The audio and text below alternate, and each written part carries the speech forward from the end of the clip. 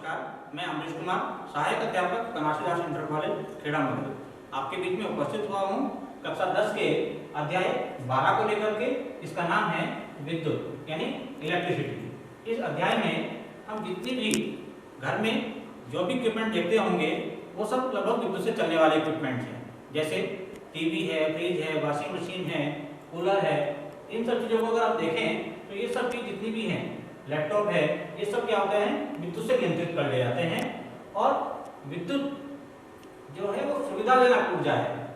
और विद्युत को यदि हम जाने तो इसमें सबसे बड़ी खासियत क्या होती है कि इसके प्रवाह को हम नियंत्रित कर सकते हैं और नियमित कर सकते हैं।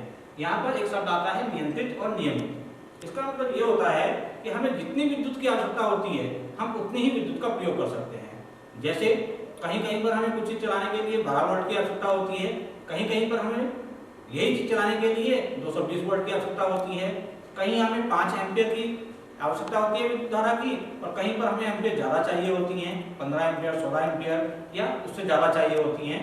तो यहाँ पर जो विद्युत ऊर्जा हमारे पास में है, इसमें सबसे बड़ा जो गुण है वो ये है कि इसको हम नियमित कर सकते हैं और नियंत्रित कर सकते हैं। आज का हमारा जो उद्देश्य है इस पाठ में समझने का वो क्या है, इसमें सबसे पहले हम समझेंगे यार विद्युत की परिभाषा को और उनके गुणों को। सबसे पहले जो बहुत ज़्यादा जरूरी है हमको समझना है कि विद्युत की परिभाषा क्या है और इसके गुण क्या हैं। विद्युत धारा एवं विद्युत परिपथ को जानेंगे हम। जितने भी घर के अंदर परिपथ होते हैं, यानी अगर हम ट्यूबलाइट जला रहे हैं, फैन चला रहे हैं या लाइट जला रहे हैं, बल्ब जला रहे हैं, कुछ भी चला रहे हैं, अगर इक्विपमेंट कोई भी है उसमें एक परिपथ का प्रयोग हम लोग करते हैं, तभी वो कनेक्ट होता है विद्युत से और तभी वो काम करता है, वर्किंग में आता है। इसी अध्याय में हम सीखेंगे विद्युत परिपथ आरेख और इसमें प्रयुक्त होने वाले प्रतीकों को। नॉर्मली हम घरों में जब विद्युत का प्रयोग करते हैं तो उसमें प्रतीकों की आवश्यकता नहीं होती हमें, लेकिन जब हम उसको स्टडी करते हैं, पढ़ रहे होते हैं, तो जब डायग्राम्स को, उसके परिपथ को हम कॉपी पर डिजाइन करते हैं, कॉपी पर बनाते हैं, तो उस समय हमें परिपथ में जो सिंबल्स यूज करने हैं उनकी जानकारी हमें होनी चाहिए, ताकि इंटरनेशनल लेवल पर या नेशनल लेवल पर या जहाँ पर भी हम उसको अपनी प्रेजेंटेशन को देंगे वहाँ पर सब लोग समझ सकें कि ये जो डायग्राम बनाया गया है, ये जो परिपथ बनाया गया है वो किस लिए बनाया गया है, उसको समझने में सबको आसानी हो। इसके लिए इंटरनेशनली उनको एक प्रतीक दिए गए हैं, उन प्रतीकों को भी हम इस अध्याय में समझेंगे। सबसे पहले आज हम समझते हैं इसके अंदर विद्युत धारा को। हमने अभी तक जो सुना है वो वायु धारा, जल धारा, इन शब्दों को सुना है। तो विद्युत धारा को हम इससे कनेक्ट करते हैं। धारा का मतलब यानी सब चीज जब इकट्ठी होकर के एक वे में चलती हैं तो उस चीज को बोलते हैं धारा। जैसे जल अगर इकट्ठा होकर के चलेगा तो जल धारा कहलाएगी। नदियों को हम जल धारा बोलते हैं, नदियों से जल बह करके जाता है, इट मीन्स वो जल धारा है। इस तरीके से वायु जब तेज बहती है तो उसको भी हम वायु धारा बोलते हैं, और इसी से कनेक्ट करते हैं हम अपने आप को विद्युत धारा को। इसी प्रकार यदि विद्युत आवेश किसी चालक में से बहते हैं यानी प्रवाहित होते हैं, तब हम कह सकते हैं कि चालक में विद्युत धारा है। इसी का एक एग्जाम्पल हम देखते हैं। विद्युत धारा के प्रवाह को ही हम यहाँ पर और विस्तार से समझेंगे एक एग्जाम्पल लेकर के, कि जैसे टॉर्च हम सबने इस्तेमाल की है, सबके घरों में होती है लगभग। उस टॉर्च में क्या होता है, एक सेल पड़ा होता है और सेल के साथ साथ उसमें एक बल्ब लगा होता है, और बल्ब के साथ साथ उसमें एक स्विच होता है ऑन और ऑफ करने का। अगर हम स्विच को ऑन करते हैं तो बल्ब जल जाता है, और स्विच को ऑफ करते हैं तो बल्ब ऑफ हो जाता है। इसका कारण ये है कि इसमें एक कोई पर्टिकुलर परिपथ का प्रयोग किया गया है, उसको सही क्रम में लगाया गया है, तभी जाकर के वो वर्किंग कर रहा है। इसको एक भाषा के रूप में यदि हम समझें, यदि हम किसी टॉर्च में सेल अथवा बैटरी को उचित क्रम में रखते हैं, वह टॉर्च का स्विच ऑन करते हैं तो टॉर्च का बल्ब दीप्त हो जाता है, इसका मतलब टॉर्च का बल्ब जल जाता है, तथा स्विच को ऑफ करके दीप्त बल्ब को बंद कर सकते हैं। यानी स्विच ऑफ करेंगे तो बल्ब बंद हो जाएगा और स्विच ऑन करेंगे तो बल्ब जल जाएगा। इसमें जो हमने प्रयोग किया वो एक तो स्विच प्रयोग किया, सेल प्रयोग किया और बल्ब किया, यानी तीन चीजों का हमने इसमें प्रयोग किया। यहाँ पर हम इसको एक चित्र के द्वारा भी समझते हैं। इस चित्र में यहाँ पर बल्ब नहीं जल रहा है, क्योंकि ये जो बटन यहाँ पर लगाया है इसको हम की बोलते हैं, कुंजी बोलते हैं हिंदी में। ये बटन अगर हमने ऑन नहीं किया है, यानी तार से तार टच नहीं है, यहाँ पर देखिए, तो ये तार से तार जब टच नहीं है, इसका मतलब करंट आगे प्रवाह नहीं कर रहा है और इस कारण से बल्ब नहीं जला है। यही पर इस डायग्राम में और इस डायग्राम में खाली इतना अंतर है कि यहाँ पर इसको हमने बंद कुंजी किया है, यानी यहाँ पर बटन को ऑन किया है, स्विच को ऑन किया है। जैसे ही हमने स्विच को ऑन किया, ये बल्ब वर्किंग में आ गया, यानी जलना शुरू कर दिया बल्ब ने। और वापस इसको अगर हम हटा देंगे तो वापस ये प्रीवियस पोजीशन आ जाएगी, यानी वापस बल्ब बंद हो जाएगा। ये फंक्शन हम टॉर्च में इस्तेमाल करते हैं। अब हम समझते हैं आवेश को। आवेश धनात्मक भी हो सकते हैं और ऋणात्मक भी हो सकते हैं, यानी दो तरह के आवेश हमारे पास में होते हैं। एक धनात्मक आवेश होता है और दूसरा ऋणात्मक आवेश होता है। अब आवेश के थोड़े से गुणों को भी समझते हैं। इसमें क्या होता है कि समान आवेश एक दूसरे को प्रतिकर्षित करते हैं, जबकि असमान आवेश एक दूसरे को आकर्षित करते हैं। यानी जिस तरह से मैग्नेट्स में आपने देखा होगा कि मैग्नेट्स में दो तरह के आवेश यहाँ पर भी होते हैं, नॉर्थ पोल होता है और साउथ पोल होता है। नॉर्थ पोल के पास में जब मैग्नेट के नॉर्थ पोल को ही हम लेके जाते हैं तो वो प्रतिकर्षित करते हैं, और जब नॉर्थ पोल के पास में साउथ पोल को लेके आते हैं तो वो उसको आकर्षित करते हैं। ठीक इसी तरीके से विद्युत में भी होता है।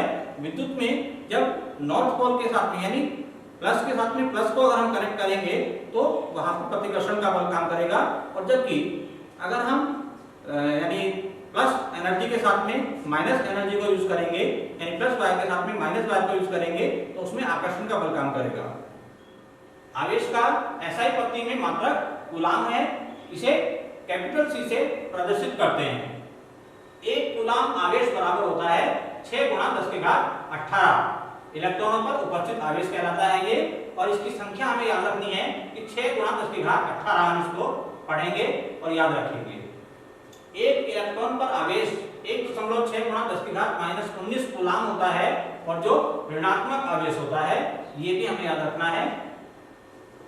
और इसके लिए जो सूत्र हम प्रयोग करेंगे वो सूत्र होता है Q = Ne। इसमें Q क्या है? ये कुल आवेश है, N इलेक्ट्रॉनों की संख्या है और E एक इलेक्ट्रॉन पर आवेश है। तो इस बात को, इस सूत्र का प्रयोग हमें बहुत सारे न्यूमेरिकल्स में करना है। आगे भी हम इस अध्याय में कुछ न्यूमेरिकल करेंगे, उन न्यूमेरिकल्स में भी हम इस सूत्र का प्रयोग करेंगे। अब जानते हैं हम कि विद्युत धारा किसे कहते हैं। विद्युत धारा को एकांक समय में किसी विशेष क्षेत्र से प्रवाहित आवेश के परिमाण द्वारा व्यक्त किया जाता है।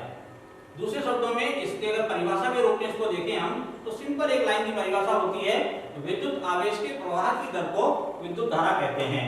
यानी विद्युत आवेश के प्रवाह, यानी 1 सेकंड में कितना आवेश प्रवाहित हो रहा है उसको हम विद्युत धारा कहेंगे। ये हमें परिभाषा, एक लाइन की परिभाषा आपने याद रखनी है कि विद्युत आवेश के प्रवाह की दर को विद्युत धारा कहते हैं।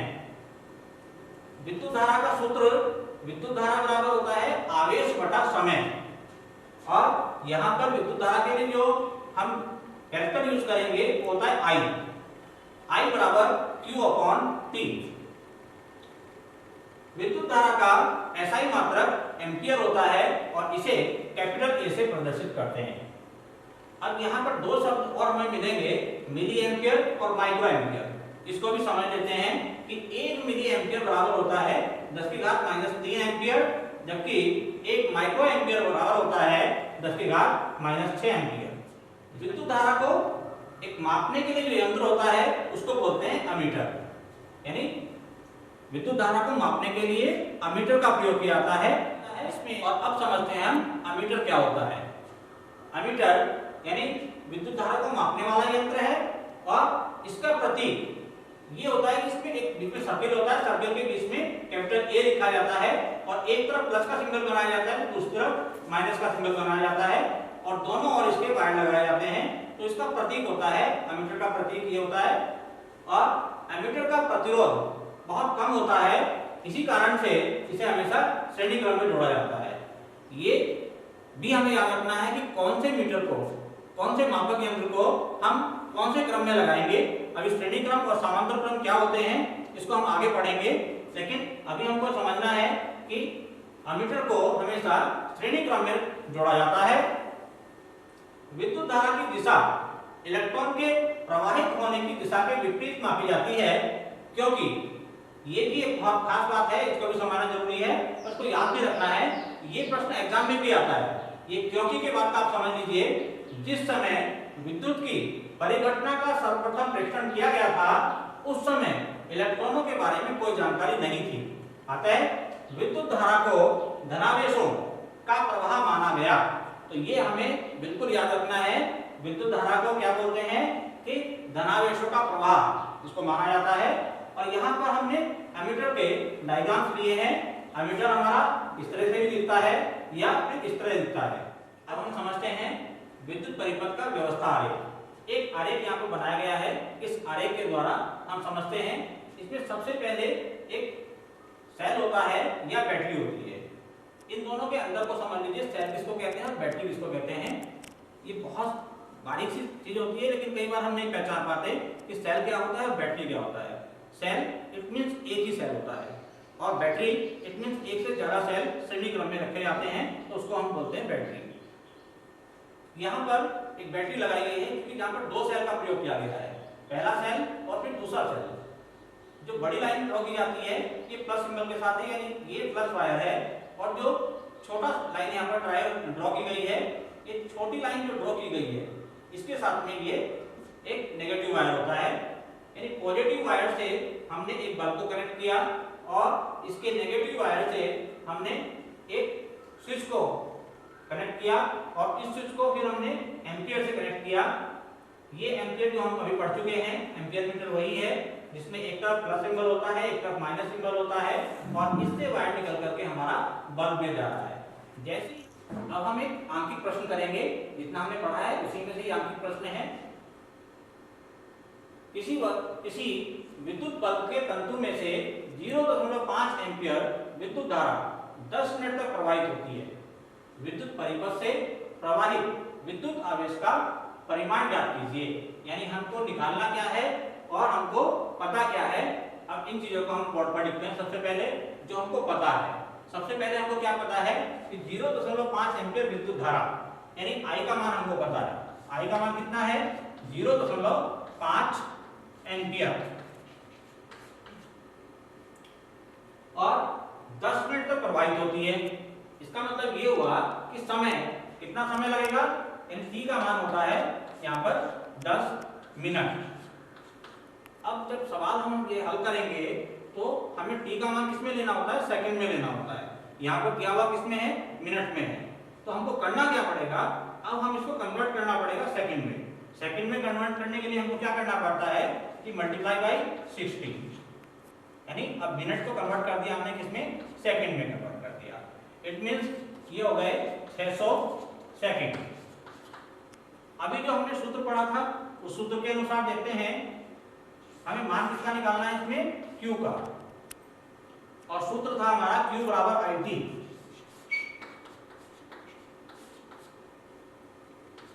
I का मान हमारे सवाल में दिया गया है 0.5 एम्पियर, और जबकि T का मान अभी हमने कैलकुलेट किया है वो 600 सेकंड। अब इन दोनों की गुणा कर दीजिए। दोनों की गुणा करने के बाद में क्या आता है? 6 5 जा 13 और 00 साथ में डेसिमल पॉइंट 1 है, तो ये हो जाएगा। यानी आंसर हमारे पास में हो जाएगा 300 कूलाम।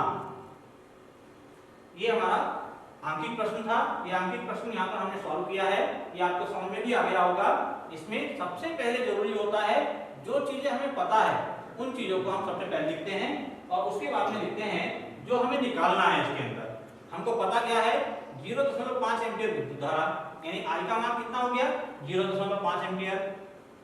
समय 10 मिनट, तो 10 मिनट को हमें कन्वर्ट किया हमने 60 से मल्टीप्लाई किया, इसको 60 से मल्टीप्लाई करके 600 सेकंड्स हो गया। और निकालना क्या है इसमें हमें? विद्युत आवेश। तो Q का मान हमको इसमें कैलकुलेट करना है। सूत्र हमारे पास में क्या है? Q बराबर IT, और इस सूत्र का प्रयोग करके हमने इसको सॉल्व किया तो Q का मान हमारे पास में आ जाता है 300 कूलाम।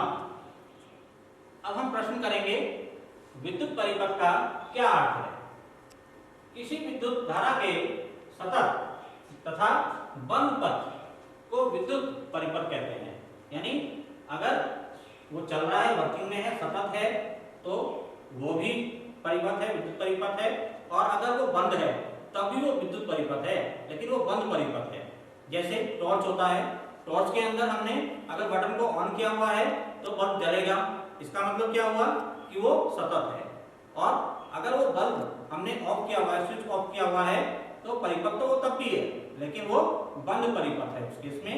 तो इसको दोबारा समझते हैं, किसी विद्युत धारा के सतत तथा बंद पथ को विद्युत परिपथ कहते हैं। विद्युत धारा के मात्रक की परिभाषा को, इसकी परिभाषा को हमें रटना नहीं है, केवल समझना है और समझ करके ही याद करना है। किसी चालक में से 1 सेकंड में 1 कूलाम आवेश के प्रवाह से उत्पन्न विद्युत धारा को 1 एम्पीयर कहते हैं। विद्युत धारा का SI मात्रक एम्पीयर होता है और इसे A से प्रदर्शित करते हैं। अब हम इसको समझते हैं कि इसमें इसको 1 एम्पीयर कैसे कहते हैं। यहाँ पर अगर हम इसको सवाल की तरह से लें तो समझें कि 1 सेकंड में, यानी t का मान कितना दिया हुआ है 1 सेकंड, t का मान कितना दिया हुआ है यहाँ पर 1 सेकंड, और 1 कूलाम आवेश यानी q का मान कितना दिया हुआ है 1 कूलाम, q का मान कितना दिया हुआ है 1 कूलाम, और उत्पन्न विद्युत धारा को, यानी विद्युत धारा किसमें हमको निकालनी है, I का मान हमको इसमें निकालना है। अभी हमने एक प्रश्न किया था और उस प्रश्न में हमने एक सूत्र इस्तेमाल किया था, वही सूत्र हम इसमें इस्तेमाल करेंगे। सूत्र था Q बराबर IT, लेकिन अब इस सूत्र को अपने अनुसार मॉडिफाई करेंगे और I इक्वल्स टू हो जाएगा Q अपॉन T, और Q का मान यहाँ पर कितना दिया हुआ है इसमें देखते हैं 1, और जबकि T का मान कितना दिया हुआ है, T का मान भी 1 ही है, यानी 1/1 बराबर 1 हो जाएगा, और एम्पियर इसका मात्रक होता है, तो इसलिए I यानी 1 एम्पियर क्या रहेगा। तो इसको हमें समझना है कि ये कैसे आता है, तो इसकी परिभाषा को भी हमें याद करना है, और ये प्रश्न एग्जाम में भी कई बार आ चुका है, तो इसलिए आपको इस प्रश्न का भी ध्यान से इसको पढ़ना भी है और समझना भी है। अब हम सवाल करेंगे एक कूलाम आवेश की रचना करने वाले इलेक्ट्रॉनों की संख्या परिकलित कीजिए। एक इलेक्ट्रॉन पर आवेश हमको मालूम है कितना होता है 1.6 × 10⁻⁻⁹ कूलाम, यानी E का मान हमका हमारे पास में है 1.6 × 10⁻⁻19 कूलाम, और Q का मान हमको मालूम है कि यहाँ पर दिया गया सवाल के अंदर 1 कूलाम आवेश, तो Q का मान कितना दिया हुआ है हमारे सवाल में 1 कूलाम, और हमें संख्या परिवर्तित करनी है। इसका मतलब क्या हुआ कि n का मान निकालना है। अभी हमने एक सूत्र इससे पहले पढ़ा था Q बराबर Ne। अब उस सूत्र में हमारे पास में Q का मान भी है और E का मान भी है, उस सूत्र का प्रयोग करके हमें n का मान निकालना है। ये आपको करना है। n बराबर हो जाएगा Q अपॉन E।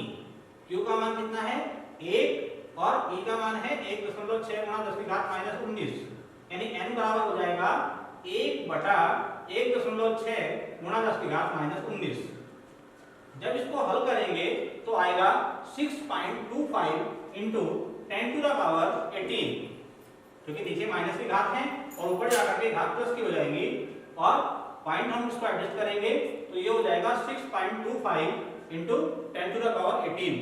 लेकिन इसको स्टैंडर्ड अगर फॉर्म में हम इसको लिखते हैं तो 0.25 इसके हटा दिए जाते हैं, इसको हम लिखते हैं 6 × 10⁻18। तो हमको याद रखना है कि इलेक्ट्रॉनों की संख्या कितनी होती है 6 × 10⁻18। अगला हम समझते हैं विद्युत विभवांतर को। एक आवेश को एक बिंदु से दूसरे बिंदु तक लाने में किया गया कार्य विभवांतर कहलाता है। ये इसकी परिभाषा भी है, इसको भी याद करना है। मैं इस लाइन को रिपीट कर रहा हूँ। एकांक आवेश को एक बिंदु से दूसरे बिंदु तक लाने में किया गया कार्य विभवांतर कहलाता है। इसे V से प्रदर्शित करते हैं। इसका SI मात्रक वोल्ट होता है और इसे वोल्टमीटर द्वारा मापा जाता है। वोल्टमीटर का प्रतिरोध अधिक होता है और इसे सदैव पार्श्व क्रम में जोड़ा जाता है। अभी हमने इससे पहले पढ़ा था अमीटर। अमीटर को हमेशा श्रेणी क्रम में जोड़ा जाता है और वोल्टमीटर को हमेशा पार्श्व क्रम में जोड़ा जाता है। पार्श्व क्रम को हम समांतर क्रम भी बोलते हैं और अंग्रेजी में इसको पैरेलल भी बोलते हैं। तो याद रखना है हमें कि हमेशा जो वोल्ट मीटर होता है इसको पार्श्व क्रम में ही जोड़ा जाता है। इसका प्रतीक जैसे एम्पियर मीटर का प्रतीक में ए लिखा जाता है, तो बस यहाँ पर ए की जगह अब बी लिखा जाता है, तो ये हमारा इसका प्रतीक होता है। और इसका जो सूत्र होता है वो होता है V बराबर W/Q, यानी 1 वोल्ट बराबर होता है 1 जूल प्रति कूलाम।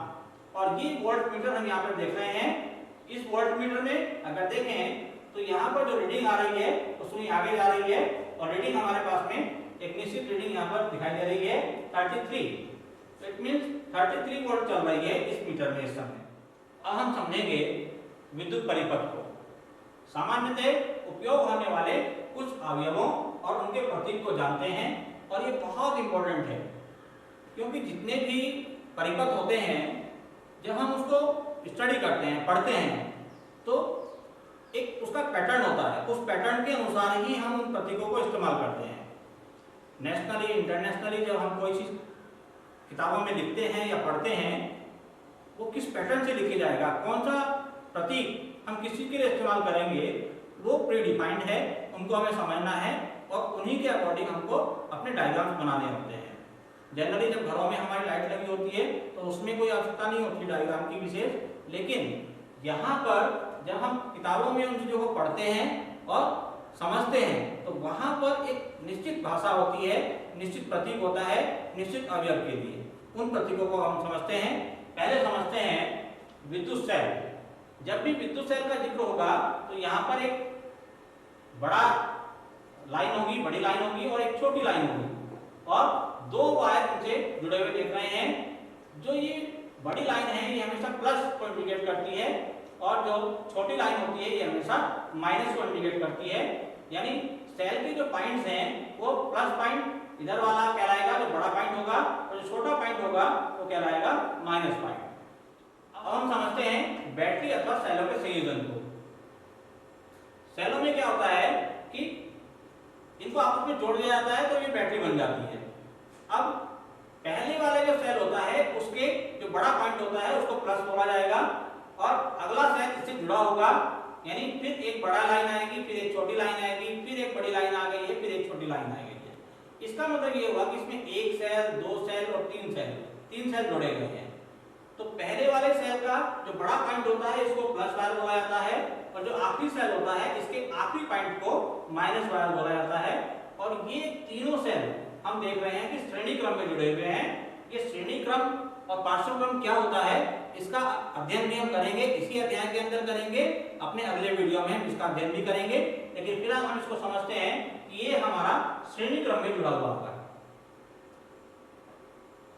अब थर्ड पॉइंट आता है इसमें खुली प्लग कुंजी अथवा स्विच। जैसे घरों में नॉर्मली स्विच होते हैं, बटन ऑन किया बल्ब जल गया, बटन ऑफ किया बल्ब बंद हो गया। यहाँ पर परिपथ जो दिखाया जाता है उस परिपथ में उसके लिए हम प्रयोग करते हैं बटन के लिए ये वाला सिंबल होता है। इसका मतलब इस समय बटन ऑफ है, स्विच ऑफ है। और अगर स्विच को हमें ऑन करना है, स्विच ऑन करने के लिए हमें बीच में डॉट लगाना होता है। अब इसको बोला जाता है प्लग कुंजी स्विच, यानी बंद प्लग कुंजी। बंद का मतलब सुनने में समझने में लगता है कि जैसे बंद यानी लाइट ऑफ, लेकिन बंद प्लग कुंजी का यहाँ पर मतलब होता है कि स्विच ऑन, क्योंकि उसको हमने बंद कर दिया, उसको जोड़ दिया, उसमें कनेक्ट कर दिया है। अगर खुला कर दिया है तो उसको कनेक्ट नहीं है। जब कनेक्ट नहीं है तो वो वर्किंग नहीं करेगा, परिपथ में करंट आगे प्रवाहित नहीं होगा। अब हम समझते हैं तार संधि को। जब भी हमें एक वायर से दूसरी वायर को कनेक्ट करना होता है तो उसका एक पैटर्न है, वो वायर संधि हमारी हमेशा इस तरह से होती है, और यहाँ पर एक बड़ा डॉट लगाया जाता है जहाँ पे उनको ज्वाइंट किया जाता है।